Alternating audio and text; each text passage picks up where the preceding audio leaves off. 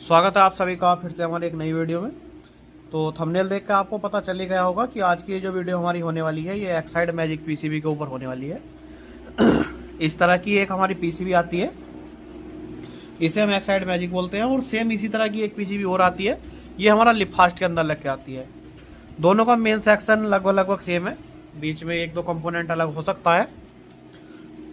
तो आज की इस वीडियो में मैं कोशिश करूँगा कि इस पीसीबी के ऊपर मेन सेक्शन आपको बिल्कुल समझा सकूं।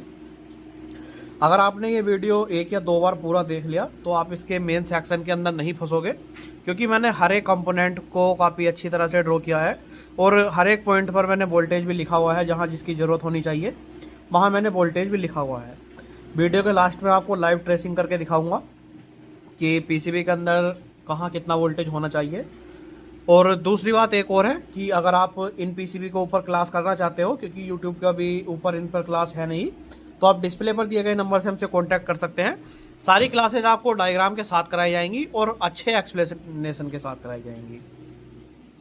फॉल्ट फाइंडिंग सपोर्ट आपको क्लास के अंदर ही दिया जाता है। अगर आप किसी फॉल्ट में फंस जाते हो तो हम आपकी हेल्प करते हैं उसके अंदर।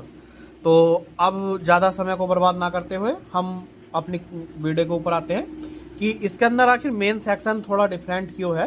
क्योंकि दूसरे पीसीबी के अंदर जब हम देखते थे, या फिर आपका लुमिनस हो गया, माइक्रोटेक हो गया, उसके अंदर मेन सेक्शन काफ़ी सिंपल सा बनाया गया होता था।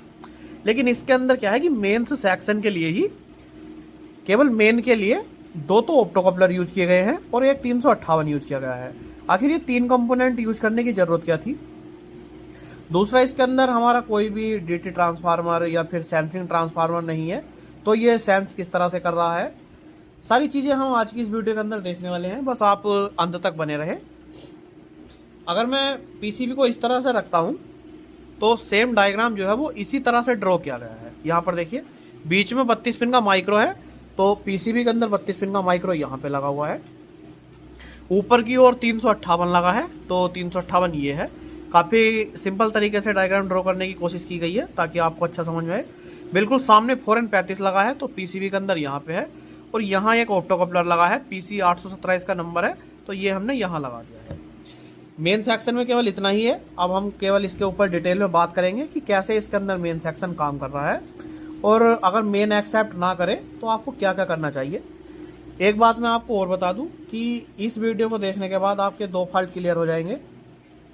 पहला, इन्वर्टर मेन सेंस ना करना, और दूसरा, सामने से जब हम, कई बार क्या होता है कि इन्वर्टर को जो बैकअप मोड पे ऑन करते हैं और उस समय अगर हम मेन से कनेक्ट करते हैं तो मेन सेंस नहीं करता है, लेकिन सामने वाला जो स्विच होता है अगर हम उसे ऑफ कर देते हैं तो इन्वर्टर हमारा चार्जिंग करने लगता है और मेन सेंस करने लगता है। तो उसी के लिए भी आज मैं इस वीडियो के अंदर आपको सॉल्यूशन देने वाला हूँ। सबसे पहले हम इस कनेक्टर को जान लेते हैं, क्योंकि जब तक आपको पता नहीं चलेगा कि ये कनेक्टर क्यों लगे हैं, इसका क्या क्या यूज है, तो आपको पीसीबी के अंदर कन्फ्यूजन रहेगा कि इसके अंदर मेंस किस तरह से आई है। तो ये हमारी पीसीबी कुछ इस तरह से रखी है और कनेक्टर जो है वो इस तरह से बना हुआ है। सबसे पहले यहाँ पे एक थिम्बल लगा है, इसके ऊपर लिखा है लाइन इन। ये हमारा लाइन इनपुट का थिम्बल होता है। ये मेनली जो है वो फ्यूज ब्लोन के लिए होता है। पीछे एक ओवरलोड लगा होता है, फ्यूज से होता हुआ एक करंट आता है, ये हमारा फ्यूज ब्लोन का है। इस पर हमारे 220 वोल्ट आते हैं। फिर इसके पास में जो ये एक ही पिन है, ये हमारी चार्जिंग वाली टेपिंग है। स्क्वायर वेव ट्रांसफार्मर के अंदर आपको पता होगा कि 125 की टेपिंग होती है जो चार्जिंग के लिए काम आती है, तो ये वही है। इसके ऊपर आपका रेड कलर का वायर लगता है, यहाँ पर हमने कलर भी लिखा हुआ है। दूसरा जो है वो आपका येलो है, ये आउटपुट लाइन है। पीछे जो सॉकेट में आपकी आउटपुट जाती है वो इसी पॉइंट से जाती है, इसके ऊपर आपका पीला तार लगता है, येलो। फिर तीसरे नंबर पर जो है वो हमारा ब्लू कलर का वायर है, ये हमारा इन्वर्टर के ट्रांसफार्मर के अंदर जो 220 वाली टेपिंग होती है वो इस पे कनेक्ट होती है, ये हमारा ब्लू कलर का होता है। फिर चौथा नंबर जो है ये हमारा न्यूट्रल है, इस पे ब्लैक तार लगता है। और पांचवा जो है ये हमारा लाइन इनपुट है, इसके अंदर हमारा वाइट तार लगता है जो हमारा फ्यूज से आता है। तो ये इसका कनेक्शन है। अब हम आपको बताते हैं कि इसके अंदर मेन सेंस किस तरह से काम करता है। इस पीसीबी के अंदर मेन सेंस के लिए टोटल 3 पिन यूज ली गई हैं। बाकी स्क्वायर वेव इन्वर्टर के अंदर हम देखते थे कि केवल 2 पिन से ही हमारा मेन सेंस हो जाता था, और साइन वेव इन्वर्टर के अंदर भी हमारा 2 पिनों से ही मेन सेंस हो जाता था। एक पिन जो होती थी वो हमारा मेन सेंस के लिए होती थी, और एक हमारा मेन एम्पलीफाई स्टेज या फिर जीरो क्रॉस सेंस के लिए होती थी। लेकिन इसके अंदर 3 पिनें यूज की गई हैं, तीनों को हम अच्छी तरह से समझ लेंगे। पहले हम बता देते हैं कि आपको तीनों पिनें कौन कौन सी हैं। तो यहाँ पर देखिए मैंने लिखा हुआ है पिन और फंक्शन। पिन नंबर 11 ये इसका जीरो क्रॉस सेंस है इस पीसीबी के अंदर। पिन नंबर 25 मेंस इनपुट का सिग्नल पिन नंबर 25 पे आता है। और पिन नंबर 28 जो है ये इनपुट वोल्टेज को कंट्रोल करने के लिए लगाया गया है।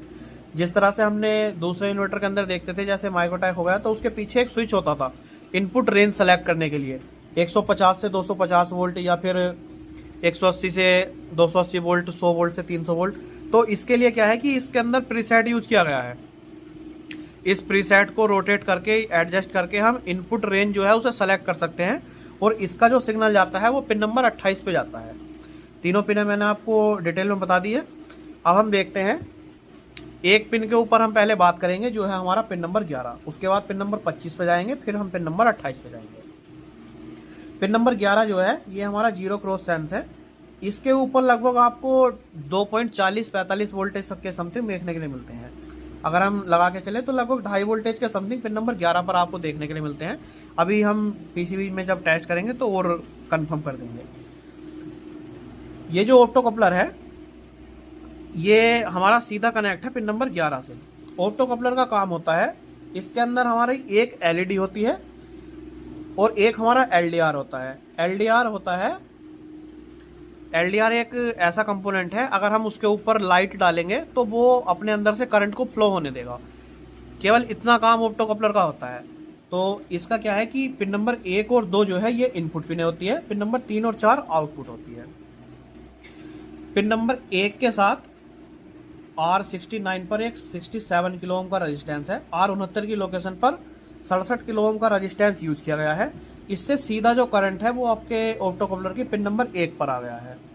अब यहाँ पर देखिए न्यूट्रल हमारा यहाँ पे है और न्यूट्रल के साथ भी एक हमारा R48 की लोकेशन पर 67 किलो ओम का रजिस्टेंस यूज किया गया है। एक तो हमने फेस से सप्लाई दे दी, रजिस्टेंस से ड्रॉप करा के पिन नंबर 1 पर आ गया। दूसरी सप्लाई जो है वो हमने पिन नंबर 2 पे दे दी, रजिस्टेंस के माध्यम से ड्रॉप करा के पिन नंबर 2 पर आ गया।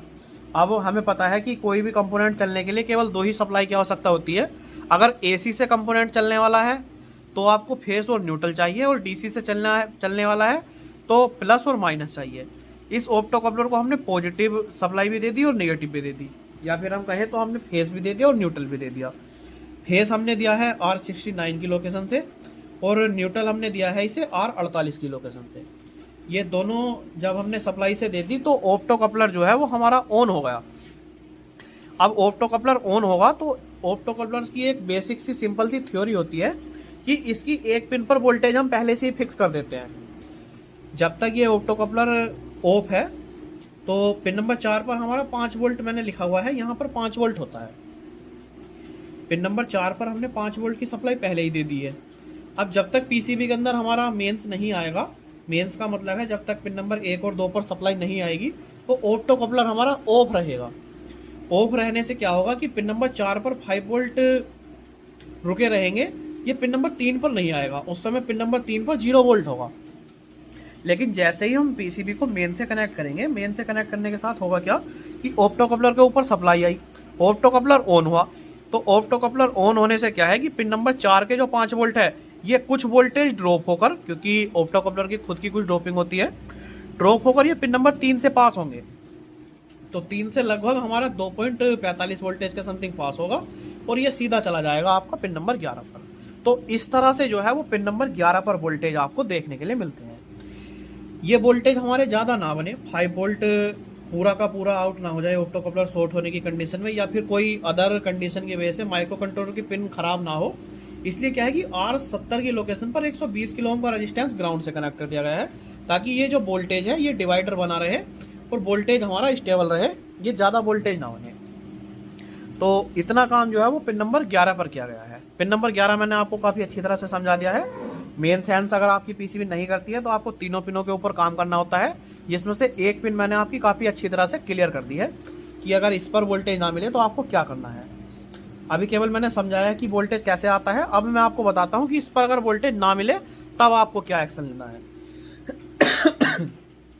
देखिए पीसीबी मैंने इस तरह से रख दी है।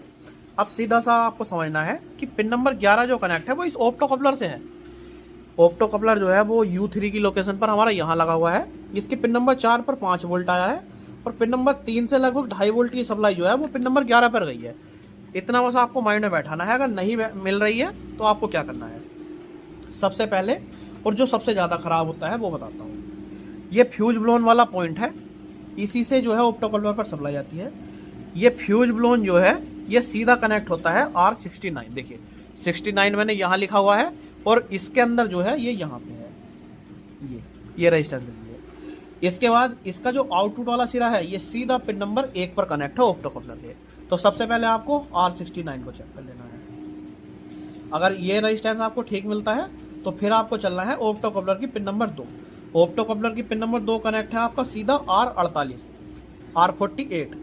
तो R48 जो है वो हमारा लगा है यहाँ पर 67 किलो ओम की रेजिस्टेंस है और ये सीधा कनेक्ट है आपका न्यूट्रल से। दोनों रेजिस्टेंस आपको चेक कर लेनी है। अगर ये ठीक मिलती हैं और फिर भी वोल्टेज पास नहीं हो रहा है तो आपको ऑप्टो कपलर को चेंज कर लेना है। ऑप्टो कपलर चेंज करने से पहले देखना है कि पिन नंबर 4 पर आपका 5 वोल्ट आना चाहिए। अगर आपकी दोनों रेजिस्टेंस ठीक है, 5 वोल्ट इस पे पिन नंबर 4 पे आया हुआ है और अगर आपका करंट फिर भी पिन नंबर 3 से पास नहीं हो रहा है तो ऑप्टो कपलर को चेंज करना है। लेकिन अगर ये सारी चीज़ें ठीक होगी तो 100% आपका पिन नंबर 11 पर सप्लाई आपको देखने के लिए मिलेगी। तो इतना मैंने क्लियर कर दिया है। माइक्रो की पिन नंबर 11 आपकी अच्छे से समझ में आ गई होगी। अब हम बात करते हैं पिन नंबर 25। पिन नंबर 25 का क्या यूज है। तो पिन नंबर 25 जो है इस पीसीबी के अंदर मेंस इनपुट है। इसी के ऊपर आपका मेंस सप्लाई का जो सिग्नल है वो आता है। जिस तरह से आपने दूसरे इन्वर्टर के अंदर देखा था, जैसे मान लीजिए यहाँ पर एक पीसीबी पड़ी हुई है, ये एक माइक्रोटेक का पीसीबी है। इसके अंदर क्या है कि मेंस का जो सिग्नल आता है वो माइक्रो के पिन नंबर 4 पे आता है, लगभग 1.5 वोल्ट। तो इसी तरह से एक्साइड मैजिक के अंदर जो सिग्नल आया है वो आया है मेंस का पिन नंबर 25 पे। अब पिन नंबर 25 को और समझ लेते हैं कि इसके ऊपर सिग्नल किस तरह से आया है। तो पिन नंबर 25 को जो ऑपरेट करने का काम है, जो ऑन करने का काम है, वो LM358 करता है इस पीसीबी के अंदर। LM358 एक कंप्यूटर आईसी है। थोड़ा सा इसके ऊपर बात कर लेते हैं। कंप्यूटर आईसी को चलने के लिए खुद को BCC से सप्लाई और ग्राउंड की आवश्यकता होती है। तो इस आईसी का पिन नंबर 4 हमारा ग्राउंड होता है और पिन नंबर 8 BCC होता है। अब इसके अंदर एक हमारा इन्वर्टिंग टर्मिनल होता है, एक नॉन इन्वर्टिंग होता है और एक आउटपुट होता है। इसे आपको बिल्कुल भी नहीं समझना है, क्योंकि अगर इसे समझने बैठोगे तो कन्फ्यूजन में आ जाओगे। मैं केवल आपको फॉल्ट क्लियर करना सिखा रहा हूँ और एक अच्छी नॉलेज देने की कोशिश कर रहा हूँ ताकि खुद से आप क्लियर कर सको। बाकी अगर आपको इन्वर्टिंग नॉन इन्वर्टिंग आईसी किस तरह से काम करता है, ये कंपोनेंट कहाँ लगे हैं, कैसे इसे ट्रेस करना है, या फिर इनका क्या यूज है, ये सारी चीज़ें सीखनी है तो आप ऑनलाइन क्लास के अंदर ज्वाइन हो सकते हैं। वहाँ पर आपको डिटेल में सारी चीज़ें सिखाई जाती हैं, क्योंकि YouTube वीडियो के अंदर थोड़ा टाइम ड्यूरेशन की प्रॉब्लम होती है। लंबी वीडियो आप लोग देखना पसंद नहीं करते, जबकि ऑनलाइन क्लास में अगर हम 1 घंटे की भी वीडियो बनाएंगे तो आपको वो देखनी पड़ेगी। तो यहाँ पर देखिए LM358 का पिन नंबर 4 ग्राउंड से कनेक्ट है और पिन नंबर 8 जो है ये इसकी BCC सप्लाई होती है। पिन नंबर 1 सीधा कनेक्ट होता है पिन नंबर 25 से। तो हम सीधा सीधा अगर कहें कि LM358 की पिन नंबर 1 माइक्रो के पिन नंबर 25 पर सप्लाई देने का काम करती है। लेकिन अगर ये आपको नहीं मिल रहा है तब आपको क्या क्या चेक करना है, इसे हम देखते हैं। यहाँ पे देखिए पिन नंबर 3 जो है ये सीधा हमारा 5 वोल्ट से कनेक्ट होता है। ये देखिए यहाँ पर 5, ये ऑप्टो कपलर था। ऑप्टो कपलर की पिन नंबर 4 पर 5 वोल्ट आया था। ये 5 वोल्ट सीधा आपका गया है पिन नंबर 8 पे और यही 5 वोल्ट जो है वो रेजिस्टेंस के माध्यम से ड्रॉप होकर R62 की लोकेशन पर पिन नंबर 3 पर आ गया है। अब कंप्यूटर आईसी को चलने के लिए केवल एक सप्लाई की आवश्यकता और है, वो आपके पिन नंबर 2 पर है। तो पिन नंबर 2 जो है वो कनेक्ट है आपका 4N35 की पिन नंबर 4 से। जैसे ही पिन नंबर 2 पर सप्लाई आती है तो कंप्यूटर आईसी जो है वो अपने वोल्टेज को ड्रॉप कर देती है। अगर आप बैकअप मोड पे चेक करोगे तो यहाँ पर लगभग 3.5 वोल्ट देखने के लिए मिलता है और मेंस मोड जैसे ही आप इसे लगाओगे तो लगभग 0.8 वोल्ट की सप्लाई हो जाती है। वोल्टेज ड्रॉप हो जाता है वोल्टेज ड्रॉप हो जाता है और मेंस का सिग्नल जो है वो पीसीबी के पास तक आ जाता है। एक बार LM358 को फिर से समझा देता हूँ। पिन नंबर 1 सीधा इसका पिन नंबर 25 से कनेक्ट है। पिन नंबर 3 पर हमारा 5 वोल्ट की सप्लाई दे दी गई है और पिन नंबर 2 पर बैकअप मोड के अंदर कोई सप्लाई नहीं होती है। तो जब तक पिन नंबर 2 पर बैकअप मोड पर कोई सप्लाई नहीं होगी तो सीधा पिन नंबर 3 पर जो भी सप्लाई आ रही है ये पिन नंबर 1 से आउट होती रहेगी। लेकिन जैसे ही पीसीबी के अंदर मेंस आएगा, पिन नंबर 2 पर कोई वोल्टेज बनेगा, तो वैसे ही क्या है कि ये पिन जो है वो लो हो जाएगी और लो होने से पिन नंबर 1 पर जो सप्लाई हमारी लगभग 3 वोल्ट या 4 वोल्ट जा रही थी वो कम हो जाएगी, 0.8 वोल्ट के समथिंग आ जाएगी। तो इस तरह से पिन नंबर 25 पर वोल्टेज बनते हैं। अगर यहाँ पर वोल्टेज नहीं बन रहे हैं तो सीधा 358 को चेंज करिए और आपकी प्रॉब्लम जो है वो सोल्व हो जाएगी, क्योंकि इसके अंदर इतना ही आता है पिन नंबर 25 से। अब मोस्ट इंपॉर्टेंट जो पिन है वो आपका पिन नंबर 28 है। इसी से आपको सारी बीमारी को समझना है और यही आपका मेन सेंस के लिए सबसे ज्यादा जिम्मेदार है। अब इसे समझने के लिए मुझे आपको ब्रिज रेक्टिफायर भी समझाना होगा, प्रीसेट की वर्किंग भी बतानी होगी, 4N35 की वर्किंग भी बतानी होगी और पिन नंबर 28 पर वोल्टेज किस तरह से गया है ये भी बताना होगा। अगर आप यहां तक आ गए हो तो वीडियो को लाइक कर दीजिए और ऐसी नई नई वीडियोस के लिए सब्सक्राइब जरूर से कर लेना। ये जो ऑप्टोकपलर लगा हुआ था, इसे चलने के लिए जो फेस की सप्लाई दी गई थी वो आपका फ्यूज ब्लोन से दी गई थी। तो ऑप्टोकपलर वाला जो सेक्शन है वो फ्यूज ब्लोन से था, ये हमारा अलग हो गया। इसे आप अपने माइंड से कुछ समय के लिए निकाल दीजिए। केवल बात करते हैं 4N35 पे कि 4N35 को किस तरह से ऑन कराया गया था या फिर वर्किंग कराई गई है। तो देखिए, 4N35 को भी चलने के लिए ये भी एक ऑप्टोकपलर है, इसे भी हमें पॉजिटिव नेगेटिव की सप्लाई देनी होगी, या फिर अगर एसी वोल्टेज पर चला रहे हैं तो फेज और न्यूट्रल की सप्लाई देनी पड़ेगी। तो ऑप्टोकपलर को तो सीधा फेज और न्यूट्रल दे दिया था रेजिस्टेंस से ड्रॉप करके, लेकिन 4N35 जो ऑप्टोकपलर इसके अंदर आईसी लगाई गई है इसे हमने डीसी सप्लाई दी है। डीसी सप्लाई देने के लिए यहां पर 4 डायोड यूज किए गए हैं। डायोड जो है वो हमारे यहां लगे हैं, D15, D11, D14, D12। इस पीसीबी के अंदर जो डायोड यूज हुए हैं इसका नंबर A7 है। मैंने यहां पर नहीं लिखा है लेकिन फिर भी बोलकर बता रहा हूं, A7 इसका नंबर है। थोड़ी तबीयत खराब है, उसकी वजह से प्रॉब्लम हो सकती है, यहां पर देखना। अब अगर आपके पास A7 डायोड नहीं है तो आप इसकी जगह 4007 यूज कर सकते हो। केवल तुक्केबाजी में नहीं बता रहा हूं, इसलिए बता रहा हूं क्योंकि लिपफास्ट की पीसीबी बिल्कुल सेम होती है। इसके अंदर 4007 यूज किया गया है, तो अगर आपके पास A7 नहीं है तो M7 या फिर 4007 लगा सकते हो, अच्छा काम करेगा, कोई प्रॉब्लम नहीं है। अब देखिए, ब्रिज रेक्टिफायर का काम होता है एसी सप्लाई को डीसी सप्लाई में बदलना, और ब्रिज रेक्टिफायर को हम देते हैं एसी सप्लाई, वो देता है हमें डीसी। तो इसके लिए क्या है कि यहाँ पर 2 रजिस्टेंस और यूज किए गए हैं। ये टोटल आपको जो 4 रजिस्टेंस बड़े देखने के लिए मिलते हैं, इसका यूज ही ये होता है कि ये मेन सेंस में काम आते हैं। ये R69 और R48 ये दोनों जो सप्लाई देने का काम कर रहे थे ऑप्टोकपलर को।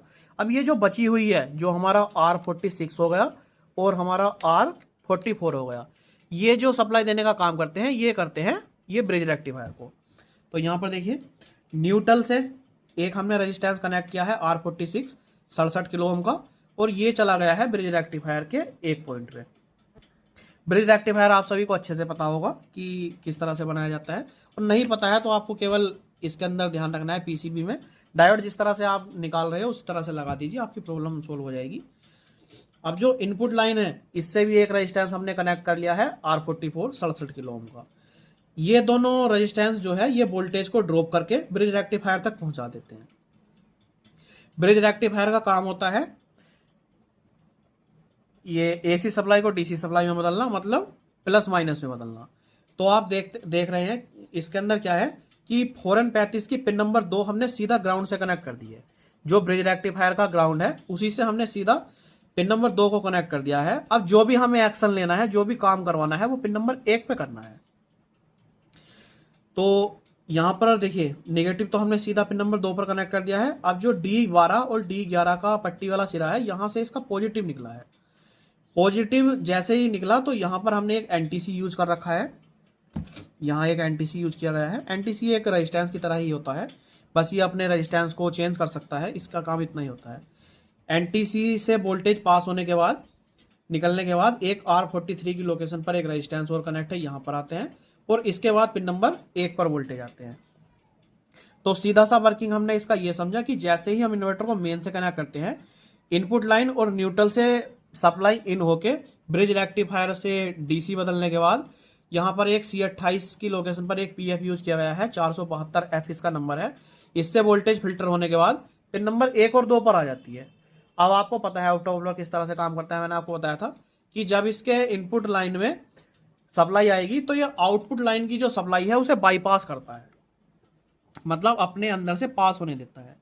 तो ऑप्टोकपलर की पिन नंबर 5 पर 5 वोल्ट प्रेजेंट होते हैं। जैसे ही 4N35 की इनपुट पिनों पर सप्लाई आती है तो ये इसके अंदर जो 5 वोल्ट है पिन नंबर 5 पर, ये पिन नंबर 4 से आउट होने लगते हैं। अब ये आउट किस तरह से होंगे, कैसे आउट होंगे, कितना वोल्ट आउट होगा, ये डिपेंड करने के लिए या इसे एडजस्ट करने के लिए यहाँ पर एक हमने प्रीसेट लगा रखा है जिसकी वैल्यू 10 किलो ओम है और इसकी जो लोकेशन है वो आपका BR1 है। पिन नंबर 4 से ही पिन नंबर 2 को भी सिग्नल दिया जाता है जो आपका LM358 लगा हुआ है। यहाँ पर देखिए पिन नंबर 5 से 5 वोल्ट की सप्लाई इन हुई तो पिन नंबर 4 से लगभग 4-4.5 वोल्ट की सप्लाई आउट होगी। आउट होने के बाद यहाँ एक D17 की लोकेशन पर डायोड और यूज किया गया है। 17 जो है वो आपका यहाँ पे लगा है। अब ये D17 जो है वो सीधा पिन नंबर 28 पर कनेक्ट है। ये D17 28 पर कनेक्ट है। इसके साथ में एक प्रीसेट जो है वो 10 किलो ओम का ग्राउंड से कनेक्ट कर दिया गया है। आपको पता है जब पॉजिटिव और नेगेटिव सप्लाई को आपस में हम एक जगह शॉर्ट करते हैं तो वोल्टेज ड्रॉप होता है। अब ये वोल्टेज ड्रॉप हमें किस हद तक कराना है, कितने वोल्ट तक ड्रॉप कराना है, इसके लिए हमने प्रीसेट यूज किया गया है। प्रीसेट को रोटेट करके हम अपनी मर्जी से वोल्टेज ड्रॉप को घटाया बढ़ा सकते हैं और वोल्टेज घटाने बढ़ाने से क्या होता है कि पिन नंबर 28 पर हम मनचाहे वोल्टेज ले सकते हैं। तो यहाँ से 5 वोल्ट की सप्लाई इन हुई, प्रीसेट के माध्यम से हमने वो सप्लाई जो है वो ग्राउंड के पास गई, ग्राउंड कराई। तो ग्राउंड कराने से क्या होगा, वो सप्लाई लगभग 2 वोल्ट के आसपास रह गई और पीसीबी के अंदर जो है वो मेन सेंस हो गया। अगर यहाँ पर आपके वोल्टेज कम ज़्यादा नहीं हो रहे हैं तो सबसे पहले आपको प्रीसेट को चेंज करना है। कई 90% केस में आपको प्रीसेट ही खराब देखने के लिए मिलेगा। लेकिन अगर वोल्टेज बिल्कुल भी नहीं बन रहे हैं, 0 वोल्ट है, तो पिन नंबर 28 को चेक कीजिए। माइक्रो की अगर पिन नंबर 28 शॉर्ट हो जाए तब भी ये प्रॉब्लम देखने के लिए मिल सकती है। ये सप्लाई निकलने के बाद आपको सीधा आती है R47 10 किलो ओम पे और इससे पास होने के बाद ये पिन नंबर 28 पे चली जाती है। तो देखिए मैंने कम समय में आपको एक्सप्लेन करने की कोशिश की है, नहीं तो अगर मैं इसे क्लास के अंदर समझाता तो क्लास के अंदर समझाने का तरीका कुछ अलग होता। उसके अंदर हम एक एक कंपोनेंट के ऊपर डिटेल में बात करते जिससे वीडियो तो लंबी होती लेकिन आपकी और अच्छे से समझ में आता। अब मैं आपको देखिए लाइव टेस्टिंग दिखा देता हूँ कि पीसीबी के अंदर आपको कहाँ कितना वोल्टेज देखने के लिए मिलता है। बाकी अगर आपको ऑनलाइन क्लास करनी है तो आप डिस्प्ले पर दिए गए नंबर से हमसे कॉन्टैक्ट कर सकते हैं। पीसीबी देखिए मैंने कनेक्ट कर ली है। अब इसे मैं इनपुट से भी कनेक्ट करता हूँ। सबसे पहले हम देख लेते हैं कि जो वोल्टेज हमने लिखा हुआ है वो बैकअप मोड के अंदर क्या स्थिति होती है, क्योंकि इस समय पीसीबी को मैंने केवल पॉजिटिव नेगेटिव की सप्लाई दी हुई है, इसे बैकअप मोड पे ऑन किया है। तो यहाँ पर हमने जो लिखा है पिन नंबर 11, पिन नंबर 25 और 28 पर देखते हैं। आपको सारे वोल्टेज जो है वो खुद से नोट कर लेने हैं और रख लेना है अपने पास, या आपको काफ़ी हेल्प करेगा। तो यहाँ पर देखिए टोटल 32 पिन की माइक्रो है, तो 8, 9, 10, 11। देखिए पिन नंबर 11 के ऊपर इस समय 0 वोल्ट है, मल्टीमीटर शायद नज़र नहीं आया हो। अब देखिए 9, 10, 11, देखिए 11 पर 0 वोल्ट की सप्लाई है। अब 11 पर 0 वोल्ट इसलिए है क्योंकि ऑप्टोकपलर जो है वो ऑफ है हमारा, लेकिन पिन नंबर 4 पर इसके 5 वोल्ट होंगे। यहाँ पर देखिए पिन नंबर 4 पर 5 वोल्ट है और पिन नंबर 3 पर इस समय 0 वोल्ट है। अब जब मेंस कनेक्ट करेंगे उसके बाद आपको चेक करूँगा कि कितना हो जाता है। अब यहाँ पर देखिए पिन नंबर 25 है, तो 25 पर लगभग 4 वोल्ट के समथिंग आया हुआ है, लेकिन मेंस देने के बाद 1 वोल्ट से कम हो जाएगा। पिन नंबर 28 जो है वो प्रीसेट से आई है, 25, 26, 27, 28। तो देखिए 28 पर भी 0 वोल्ट है। अब हम इसे मेंस देते हैं, सीरीज से हम कनेक्ट कर लेते हैं सीरीज में। ये मैंने इसे मेंस दे दिया है। अब मेंस देने के बाद हम देखते हैं, देखिए सबसे पहले ऑप्टोकपलर की पिन नंबर 4 पर 5 वोल्ट था हमारा, तो इस पर चेक करते हैं। यहाँ पर हमारा 5 वोल्ट है। अब इसके पिन नंबर 3 पर देखते हैं, मेंस दे दिया है तो यहाँ पर वोल्टेज पास हुए होंगे। यहाँ पर देखिए 2.46, जो मैंने 2.45 लिखा हुआ था सेम वोल्टेज यहाँ पर आपको देखने के लिए मिल रहा है। अब ये वोल्टेज सीधा आए होंगे पिन नंबर 11 पर, 9, 10, 11, देखिए सीधा 2.46 वोल्ट। तो पिन नंबर 11 मैंने आपको क्लियर कर दिया है। पिन नंबर 11 को मैंने आपको अच्छी तरह समझा दिया है। एक बार पिन नंबर 25 की ट्रेसिंग देख लेते हैं।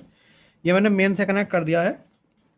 डिस्प्ले पहले ना होने की वजह से आपको नज़र नहीं आएगा, लेकिन सबसे पहले देखते हैं कि ये जो ब्रिज रेक्टिफायर है इसके ऊपर कितना वोल्टेज आता है। तो यहाँ पर लगभग आपको 17-18 वोल्टेज देखने के, ये यहाँ पर देखिए 28 वोल्टेज के समथिंग देखने के मिलता है। अब बैकअप मोड पे अगर हम 25 पिन नंबर 25 पे चेक करें, यहाँ पर देखिए मैंने इसका जो वायर है वो निकाल दिया है। इस समय इसके अंदर कोई भी वोल्टेज नहीं होगा, देखिए 0 वोल्टेज आ गया है क्योंकि मैंने मेन से हटा दिया इसे। पिन नंबर 25 पर बैकअप मोड पर चेक करते हैं तो यहाँ पर लगभग 4 वोल्ट है। अब मैं इसे मेन से कनेक्ट करता हूँ तो हमारे डायग्राम के अनुसार यहाँ पर लगभग 0.8 वोल्ट के समथिंग आना चाहिए। तो मेन से कनेक्ट करने के बाद यहाँ पर देखिए 0.9 वोल्टेज आ गया है।